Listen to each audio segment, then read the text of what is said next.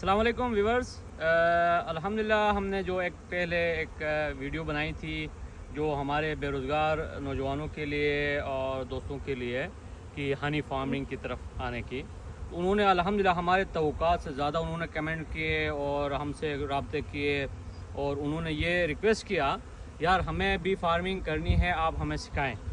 तो हमने इसलिए आज एक शुरू में जो हमारा ये लेसन है कि हम जो टूल्स छोटी छोटी जो टूल्स होती हैं जो हनी बी फार्मिंग में इस्तेमाल होती हैं, उनकी आज हमने ये सामने आपका डिस्प्ले रखा हुआ है जो हनी बीज के अंदर जो चीज़ें इस्तेमाल होती हैं।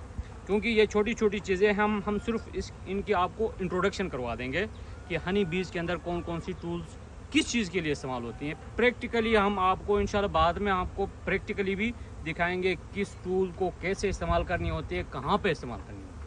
तो सबसे पहले हमारे पास होती है ये है स्मोकर।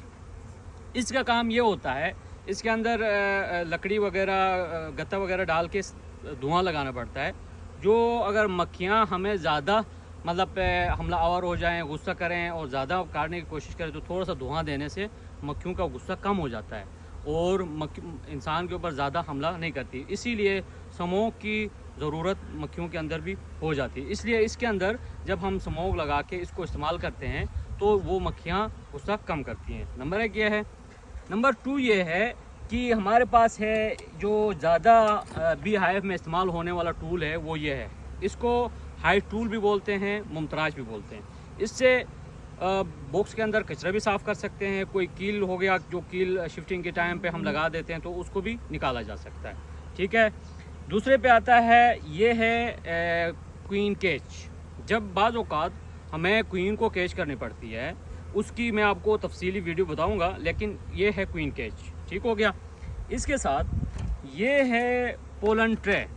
जो पोलन सुपर फूड होता है उसको ये बॉक्स के आगे लगाना पड़ता है, हाइव के आगे लगाना होता है। और जब मक्खियाँ यहाँ से गुजर जाती हैं तो जो उनके पाँव के साथ जो पोलन आता है ना, वो इधर गिर जाता है और इस ट्रे में आ जाता है। जो इस ट्रे में आ जाता है हम धूप पे सुखा के सेल करते हैं। तो इसके साथ जो है मैं आपको दिखाऊँ, ये है स्टेनलेस स्टील तार। ये तार किस काम की आती है ये मैं आपको दिखाऊंगा। ये जो हमारा छत्ता है ना, छत्ते के मोम के बीच में तार लगती है, क्योंकि ये छत्ते को हमने इसी पोजीशन पे रखना होता है, इसीलिए ये तार है। तो इसी तार को जो है ना इसमें बीच में लगाते हैं। ये स्टेनलेस स्टील की है, ठीक है। लोहे वाली वो ख़राब होती है। ये स्टेनलेस स्टील की तार है जो इस छत्ते को अपनी जगह पे जमाई रखती है। इसके साथ ये है हमारे पास प्रोप्लेस शीट। इसके ऊपर हम क्या करते हैं, बॉक्स के ऊपर रखते हैं और मक्खियाँ इसके अंदर प्रोप्लेस लगाती हैं। प्रोप्लेस के लिहाज से मैं आपको सारी डिटेल से बाद में बताऊंगा। सिर्फ मैं आपको आज ये टूल्स बता रहा हूँ कि कौन सी टूल्स किस काम की आती हैं, इंट्रोडक्शन करवा रहा हूँ। ये है क्या है, प्रोप्लेस शीट। इसके साथ ये हैं हमारे ग्लव्स। ये हमारे ग्लव्स हैं। बाज़ औक़ात काम के टाइम पे जो है ना हम ये ग्लव्स यूज़ करते हैं।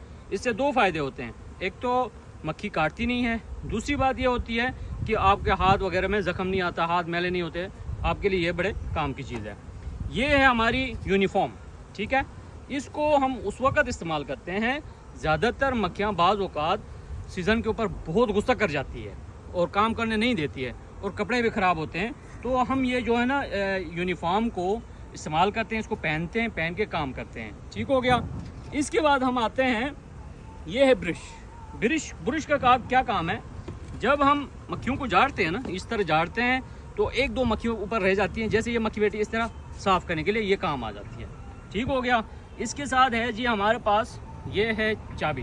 जो कैन के ऊपर ये कैन है, इसकी जब ढक्कन इस तरह कस करते हैं ना, इसके शहद भरने के बाद इसको कस करना ज़रूरी होता है, क्योंकि शहद बड़ा कीमती चीज़ है, वो कहीं पे लीक ना हो साथ। और इसी के साथ ये है इसकी टोपी जाली। इसके अंदर जो मैंने पहनी है यही जाली है।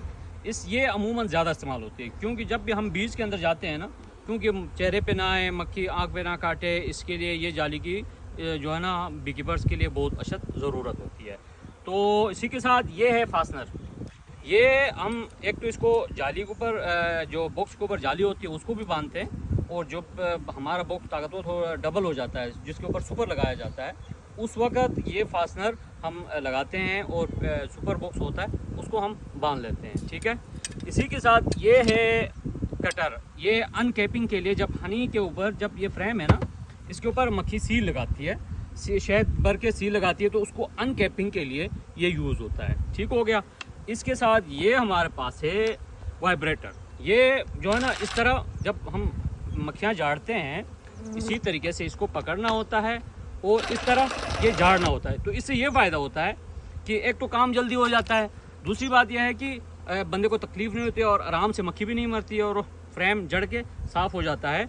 उसको अनकैपिंग करने के बाद मशीन से जब हम शहद निकालते हैं ना, तो फिर हम क्या करते हैं, ये फूड ग्रेड का कैन है, इसके अंदर डालते हैं। जब इसके अंदर डालने के बाद इसको सफाई करके फिर इसी तरीके से बोतल के अंदर डालते हैं। बोतल के अंदर डाल के यही लैपटॉप के ज़रिए जो यहाँ पे है, इस लैपटॉप के ज़रिए हम आपके ऑर्डर्स आप तक पहुँचा देते हैं। तो आप भाइयों से मेरी गुजारिश है, जो बेकीपिंग